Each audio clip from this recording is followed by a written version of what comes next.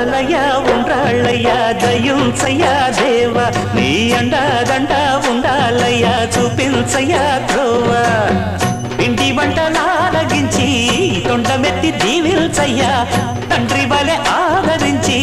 తోడు నీడ అందిల్చయ్యా ఓ